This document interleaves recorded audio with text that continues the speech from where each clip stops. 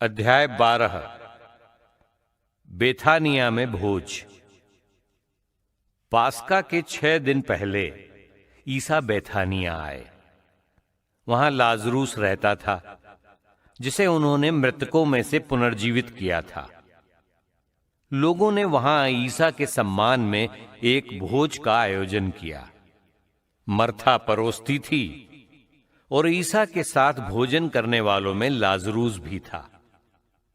मरियम ने आधा सेर असली जटामासी का बहुमूल्य इत्र लेकर ईसा के चरणों का विलेपन किया और अपने केशों से उनके चरण पोंछे। इत्र की सुगंध से सारा घर महक उठा। इस पर ईसा का एक शिष्य यूदस इस्कारियोती, जो उनके साथ विश्वासघात करने वाला था, ये बोला, 300 दीनार में बेचकर इस इत्र की कीमत गरीबों में क्यों नहीं बांटी गई? उसने ये इसलिए नहीं कहा कि उसे गरीबों की चिंता थी, बल्कि इसलिए कि वो चोर था। उसके पास थैली रहती थी और उसमें जो डाला जाता था वो उसे निकाल लेता था। ईसा ने कहा, इसे छोड़ दो। इसने मेरे दफन के दिन की तैयारी में ये काम किया। गरीब तो बराबर तुम्हारे साथ रहेंगे, किंतु मैं हमेशा तुम्हारे साथ नहीं रहूंगा। बहुत से यहूदियों को पता चला कि ईसा वहां हैं। वे ईसा के कारण ही नहीं, बल्कि उस लाजरूस को भी देखने आए जिसे ईसा ने मृतकों में से पुनर्जीवित किया था। इसलिए महायाजकों ने लाजरूस को भी मार डालने का निश्चय किया, क्योंकि उसी के कारण बहुत से लोग उनसे अलग हो रहे थे और ईसा में विश्वास करते थे। यरूशलेम में ईसा का प्रवेश। दूसरे दिन पर्व के लिए आए हुए विशाल जनसमूह को पता चला कि ईसा यरूशलेम आ रहे हैं। इसलिए वे लोग खजूर की डालियां लिए उनकी अगवानी करने निकले और ये नारा लगाते रहे, होसन्ना, धन्य है वो जो प्रभु के नाम पर आते हैं, धन्य है इज़राइल के राजा। ईसा को गदही का बछड़ा मिला और वो उस पर सवार हो गए, जैसा कि धर्म ग्रंथ में लिखा है, सियोन की पुत्री, नहीं डरना, तेरे राजा गदही के बछड़े पर सवार होकर तेरे पास आ रहे हैं। ईसा के शिष्य पहले ये नहीं समझते थे, परंतु ईसा के महिमान्वित हो जाने के बाद उन्हें याद आया कि ये उनके विषय में लिखा हुआ था और लोगों ने उनके साथ ऐसा ही किया था। जब ईसा ने लाजरूस को कब्र से बाहर बुलाकर मृतकों में से जिलाया था, उस समय जो लोग उनके साथ थे वे उस घटना की चर्चा करते रहे। इसलिए बहुत से लोग ईसा की अगवानी करने निकले थे। उन्होंने सुना था कि ईसा ने यह चमत्कार दिखाया था। ये सब देखकर फरीसियों ने एक दूसरे से कहा, तुम्हारी तो एक भी नहीं चलती। देखो, सारी दुनिया उसी के पीछे चल पड़ी है। ईसा और यूनानी तीर्थयात्री। जो लोग पर्व के अवसर पर आराधना करने आए थे, उनमें कुछ यूनानी थे।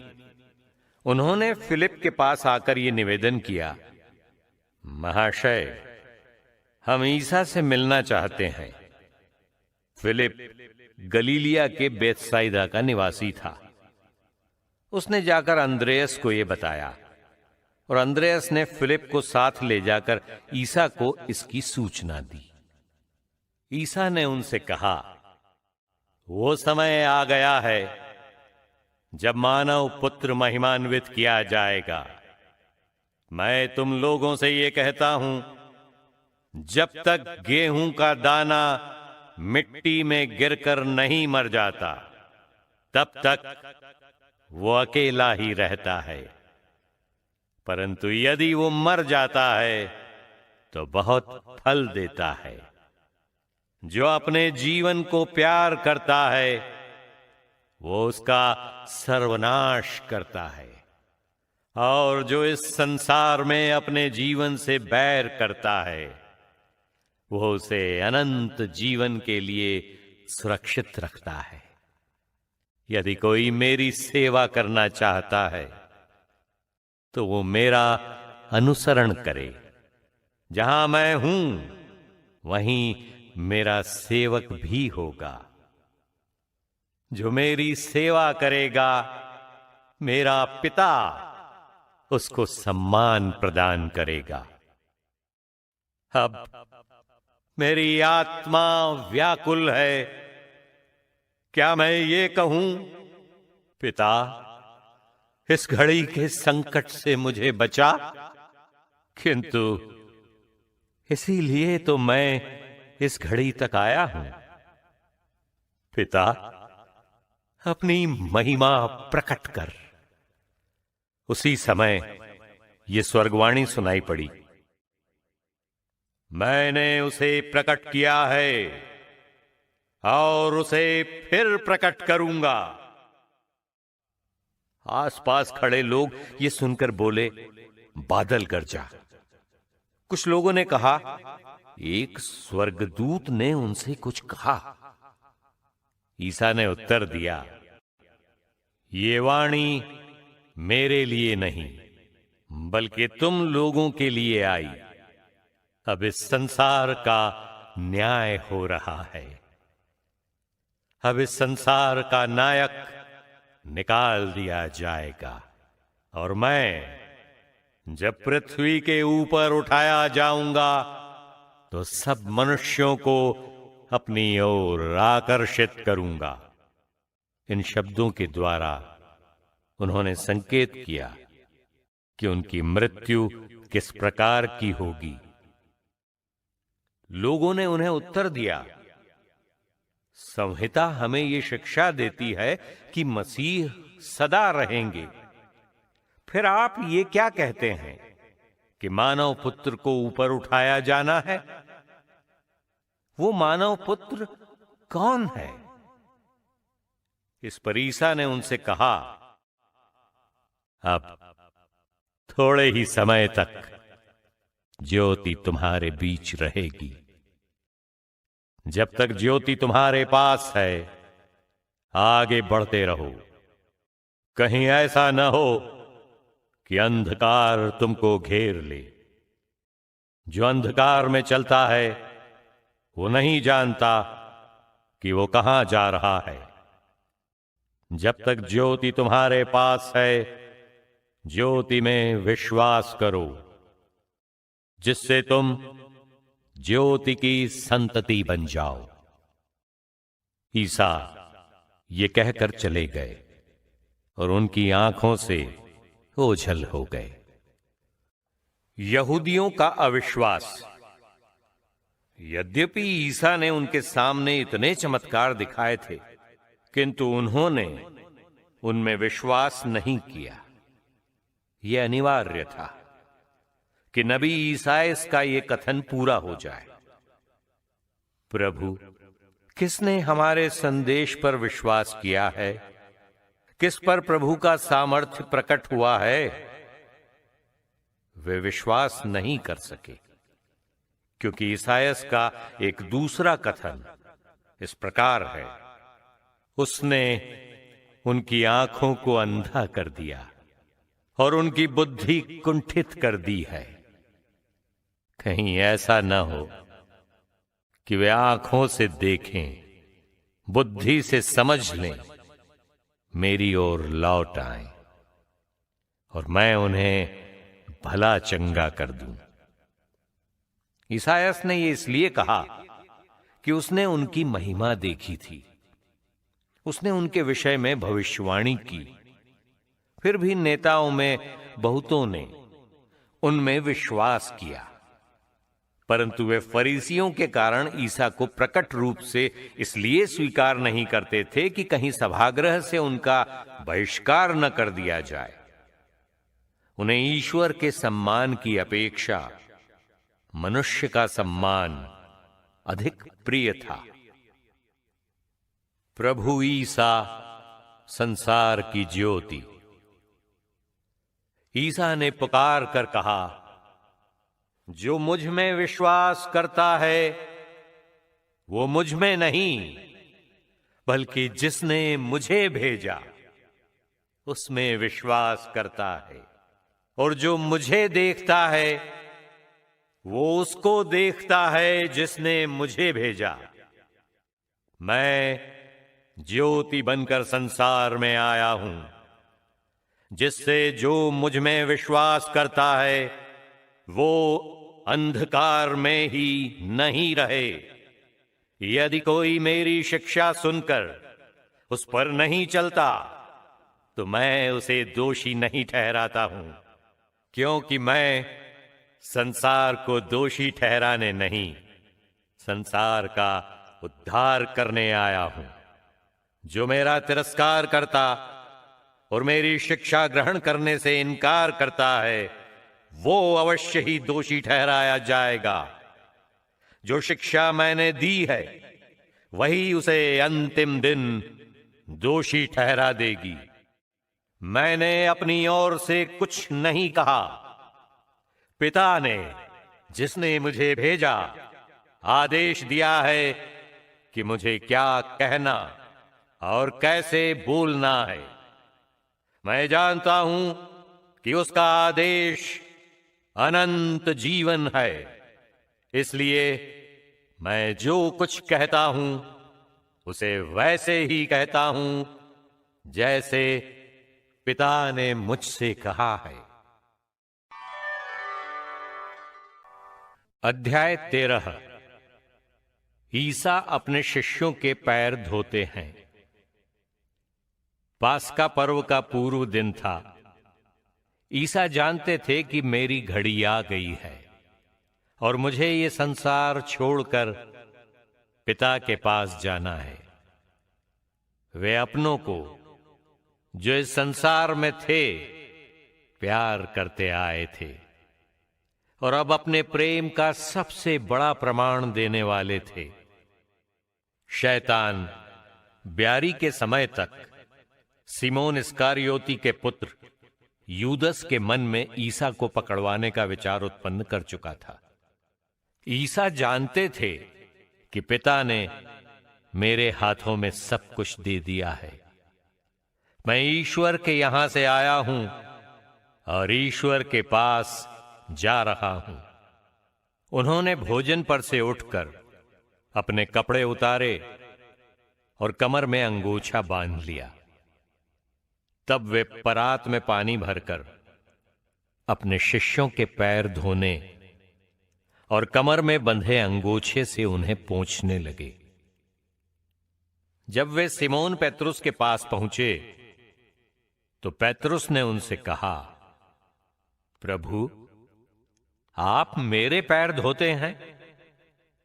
ईसा ने उत्तर दिया, तुम अभी नहीं समझते कि मैं क्या कर रहा हूं, बाद में समझोगे। पेत्रुस ने कहा, मैं आपको अपने पैर कभी नहीं धोने दूंगा। ईसा ने उससे कहा, यदि मैं तुम्हारे पैर नहीं धोऊंगा तो तुम्हारा मेरे साथ कोई संबंध नहीं रह जाएगा। इस पर सिमोन पेत्रुस ने उनसे कहा, प्रभु, तो मेरे पैर ही नहीं मेरे हाथ और सिर भी धोइए। ईसा ने उत्तर दिया, जो स्नान कर चुका है उसे पैर के सिवा और कुछ धोने की जरूरत नहीं, वो पूर्ण रूप से शुद्ध है।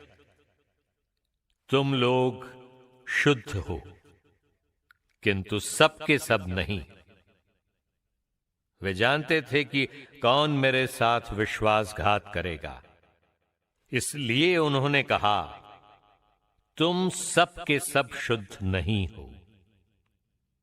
उनके पैर धोने के बाद वे अपने कपड़े पहनकर फिर बैठ गए और उनसे बोले, क्या तुम लोग समझते हो कि मैंने तुम्हारे साथ क्या किया है? तुम मुझे गुरु और प्रभु कहते हो, और ठीक ही कहते हो, क्योंकि मैं वही हूं। इसलिए यदि मैं, तुम्हारे प्रभु और गुरु ने तुम्हारे पैर धोए हैं, तो तुम्हें भी एक दूसरे के पैर धोने चाहिए। मैंने तुम्हें उदाहरण दिया है, जिससे जैसा मैंने तुम्हारे साथ किया है वैसा ही तुम भी किया करो। मैं तुमसे ये कहता हूं, सेवक अपने स्वामी से बड़ा नहीं होता, और न भेजा हुआ उससे जिसने उसे भेजा। यदि तुम ये बातें समझकर उनके अनुसार आचरण करोगे तो धन्य होगे। यूदस के विश्वासघात का संकेत। मैं तुम सब के विषय में ये नहीं कह रहा हूं। मैं जानता हूं कि मैंने किन किन लोगों को चुना है, परंतु ये इसलिए हुआ कि धर्म ग्रंथ का ये कथन पूरा हो जाए, जो मेरी रोटी खाता है उसने मुझे लंगी मारी है। अब मैं तुम्हें पहले ही ये बताता हूं, जिससे ऐसा हो जाने पर तुम विश्वास करो कि मैं वही हूं। मैं तुमसे ये कहता हूं, जो मेरे भेजे हुए का स्वागत करता है वो मेरा स्वागत करता है, और जो मेरा स्वागत करता है वो उसका स्वागत करता है जिसने मुझे भेजा। ये कहते कहते ईसा का मन व्याकुल हो उठा और उन्होंने कहा, मैं तुम लोगों से ये कहता हूं, तुम में से ही एक मुझे पकड़वा देगा। शिष्य एक दूसरे को देखते रहे। वे समझ नहीं पा रहे थे कि वे किसके विषय में कह रहे हैं। ईसा का एक शिष्य जिसे वे प्यार करते थे, उनकी छाती के सामने लेटा हुआ था।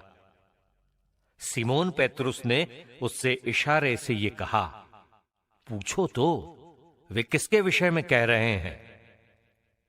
इसलिए वो ईसा की छाती पर झुककर उनसे बोला, प्रभु, वो कौन है? ईसा ने उत्तर दिया, मैं जिसे रोटी का टुकड़ा थाली में डुबो कर दूंगा वही है। और उन्होंने रोटी डुबोकर सिमोन इस्करियोती के पुत्र यूदस को दी।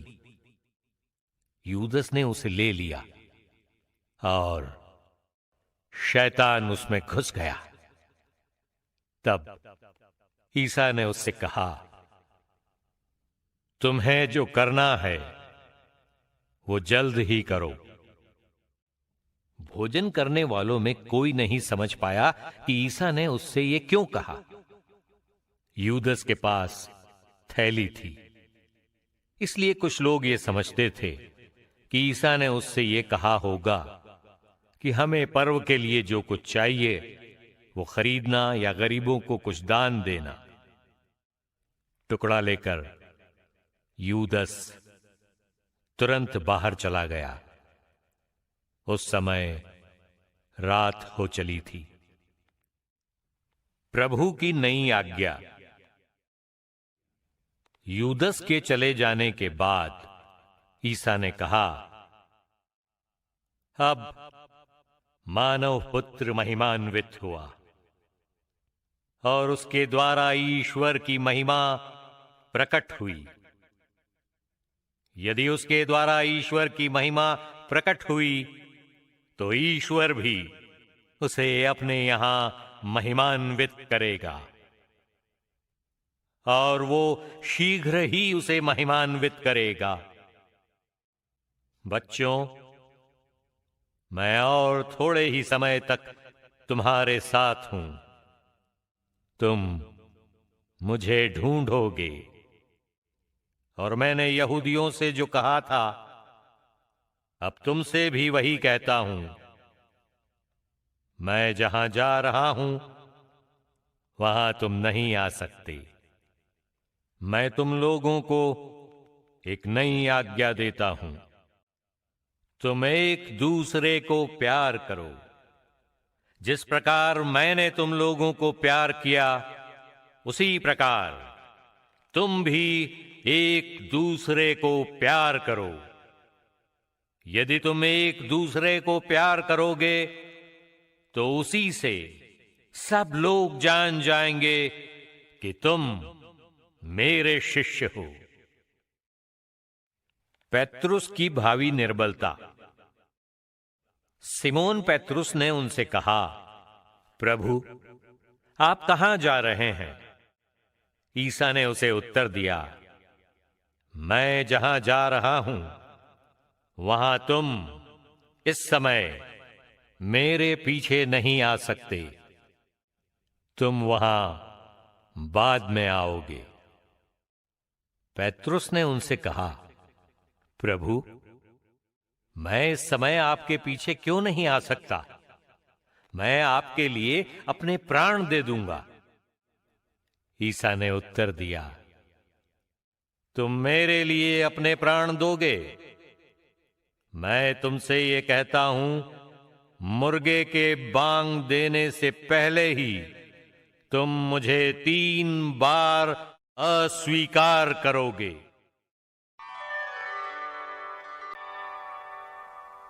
अध्याय 14। प्रभु ईसा का अपने शिष्यों से नया संबंध।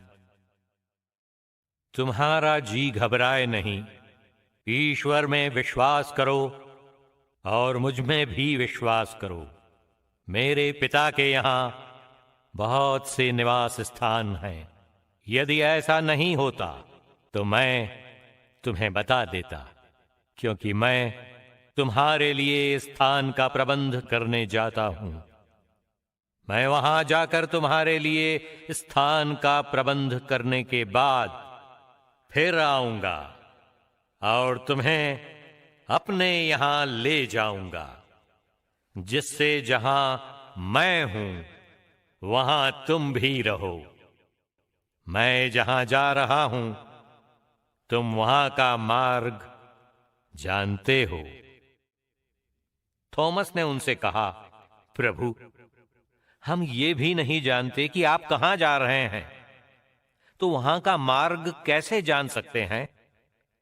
ईसा ने उनसे कहा, मार्ग, सत्य और जीवन मैं हूं। मुझसे होकर गए बिना कोई पिता के पास नहीं आ सकता। यदि तुम मुझे पहचानते हो तो मेरे पिता को भी पहचानोगे। अब तो तुम लोगों ने उसे पहचाना भी है और देखा भी है। फिलिप ने उनसे कहा, प्रभु, हमें पिता के दर्शन कराइए, हमारे लिए इतना ही बहुत है। ईसा ने कहा, फिलिप, मैं इतने समय तक तुम लोगों के साथ रहा, फिर भी तुमने मुझे नहीं पहचाना। जिसने मुझे देखा है उसने पिता को भी देखा है। फिर तुम ये क्या कहते हो, हमें पिता के दर्शन कराइए? क्या तुम विश्वास नहीं करते कि मैं पिता में हूं और पिता मुझ में है? मैं जो शिक्षा देता हूं वो मेरी अपनी शिक्षा नहीं है। मुझ में निवास करने वाला पिता मेरे द्वारा अपने महान कार्य संपन्न करता है।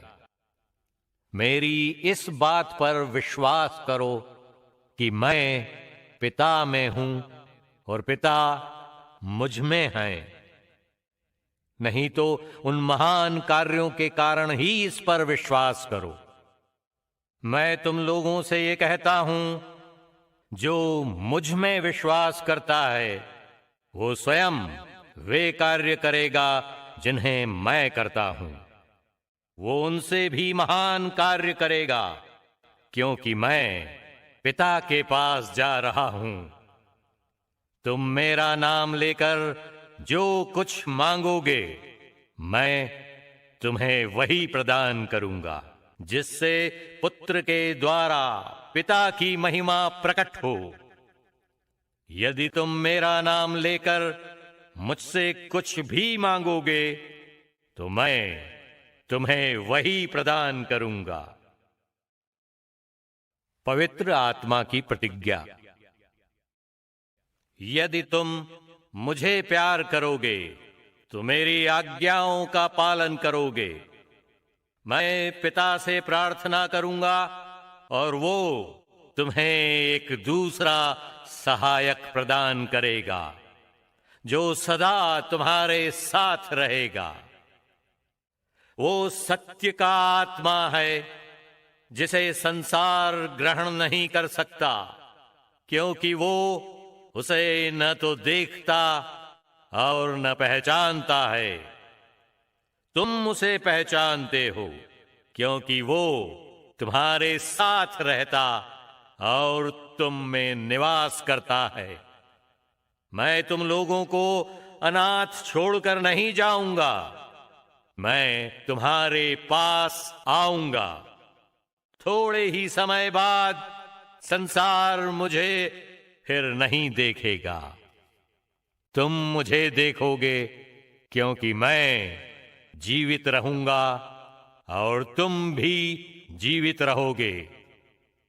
उस दिन तुम जान जाओगे कि मैं पिता में हूं, तुम मुझ में हो और मैं तुम में। जो मेरी आज्ञाएं जानता और उनका पालन करता है वही मुझे प्यार करता है, और जो मुझे प्यार करता है उसे मेरा पिता प्यार करेगा, और उसे मैं भी प्यार करूंगा और उस पर अपने को प्रकट करूंगा। यूदस ने, इस्करियोती ने नहीं, उनसे कहा, प्रभु, आप हम पर अपने को प्रकट करेंगे, संसार पर नहीं, इसका कारण क्या है? ईसा ने उसे उत्तर दिया, यदि कोई मुझे प्यार करेगा तो वो मेरी शिक्षा पर चलेगा। मेरा पिता उसे प्यार करेगा और हम उसके पास आकर उसमें निवास करेंगे। जो मुझे प्यार नहीं करता वो मेरी शिक्षा पर नहीं चलता। जो शिक्षा तुम सुनते हो वो मेरी नहीं, बल्कि उस पिता की है जिसने मुझे भेजा। तुम्हारे साथ रहते समय मैंने तुम लोगों को इतना ही बताया है, परंतु वो सहायक, वो पवित्र आत्मा जिसे पिता मेरे नाम पर भेजेगा, तुम्हें सब कुछ समझा देगा।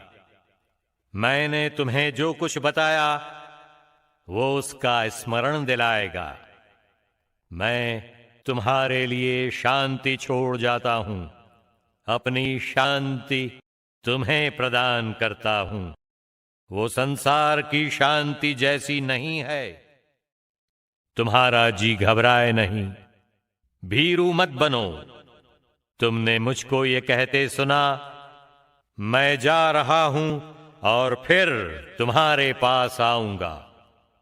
यदि तुम मुझे प्यार करते तो आनंदित होते कि मैं पिता के पास जा रहा हूं, क्योंकि पिता मुझसे महान है।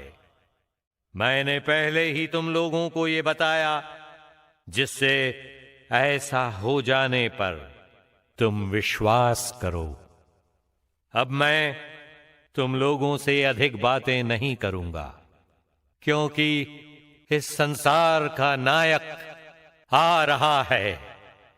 वो मेरा कुछ नहीं बिगाड़ सकता, किंतु यह आवश्यक है कि संसार जान जाए कि मैं पिता को प्यार करता हूं और पिता ने मुझे जैसा आदेश दिया है मैं वैसा ही करता हूं। उठो, हम यहां से चलें।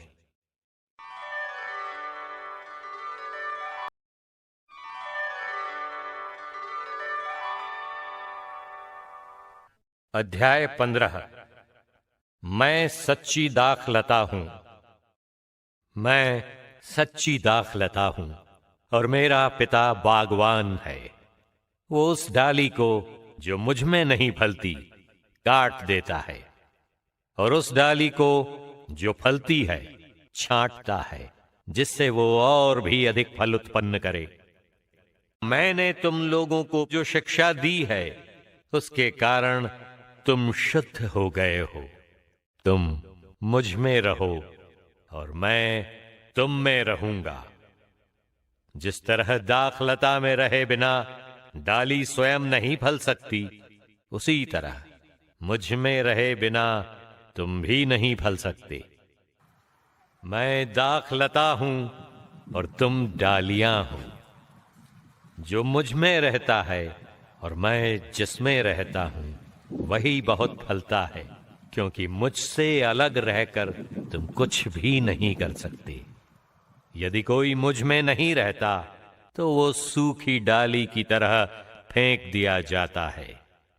लोग ऐसी डालियां बटोर लेते हैं और आग में झोंक कर जला देते हैं। यदि तुम मुझ में रहो और तुम में मेरी शिक्षा बनी रहती है तो चाहे जो मांगो वो तुम्हें दिया जाएगा।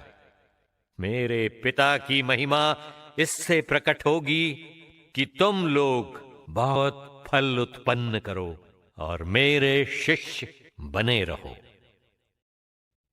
भातृ प्रेम की आज्ञा।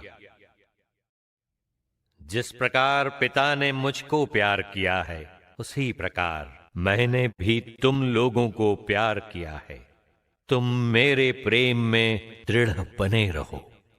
यदि तुम मेरी आज्ञाओं का पालन करोगे तो मेरे प्रेम में दृढ़ बने रहोगे। मैंने भी अपने पिता की आज्ञाओं का पालन किया है और उसके प्रेम में दृढ़ बना रहता हूं। मैंने तुम लोगों से ये इसलिए कहा है कि तुम मेरे आनंद के भागी बनो और तुम्हारा आनंद परिपूर्ण हो। मेरी आज्ञा ये है, जिस प्रकार मैंने तुम लोगों को प्यार किया है उसी प्रकार तुम भी एक दूसरे को प्यार करो। इससे बड़ा प्रेम किसी का नहीं कि कोई अपने मित्रों के लिए अपने प्राण अर्पित कर दे। यदि तुम लोग मेरी आज्ञाओं का पालन करते हो तो तुम मेरे मित्र हो। अब से मैं तुम्हें सेवक नहीं कहूंगा। सेवक नहीं जानता कि उसका स्वामी क्या करने वाला है। मैंने तुम्हें मित्र कहा है, क्योंकि मैंने अपने पिता से जो कुछ सुना वो सब तुम्हें बता दिया है। तुमने मुझे नहीं चुना, बल्कि मैंने तुम्हें इसलिए चुना और नियुक्त किया कि तुम जाकर फल उत्पन्न करो, तुम्हारा फल बना रहे और तुम मेरा नाम लेकर पिता से जो कुछ मांगो वो तुम्हें वही प्रदान करे। मैं तुम लोगों को ये आज्ञा देता हूं, एक दूसरे को प्यार करो। संसार का बैर।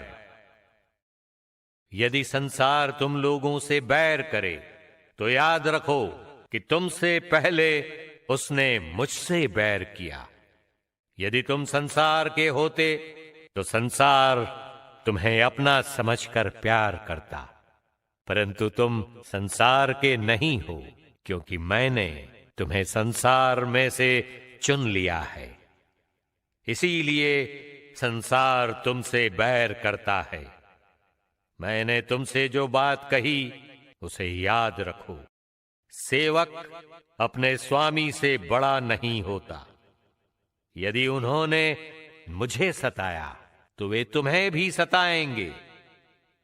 यदि उन्होंने मेरी शिक्षा का पालन किया तो वे तुम्हारी शिक्षा का भी पालन करेंगे। वे ये सब मेरे नाम के कारण तुम लोगों के साथ करेंगे, क्योंकि जिसने मुझे भेजा उसे वे नहीं जानते। यदि मैं नहीं आता और उन्हें शिक्षा नहीं देता तो उन्हें पाप नहीं लगता, परंतु अब तो उनके पास अपने पाप का कोई बहाना नहीं। जो मुझसे बैर करता है वो मेरे पिता से भी बैर करता है। यदि मैंने उनके सामने वे महान कार्य नहीं किए होते जिन्हें किसी और ने कभी नहीं किया तो उन्हें पाप नहीं लगता, परंतु अब तो उन्होंने देखकर भी मुझसे और मेरे पिता से बैर किया है।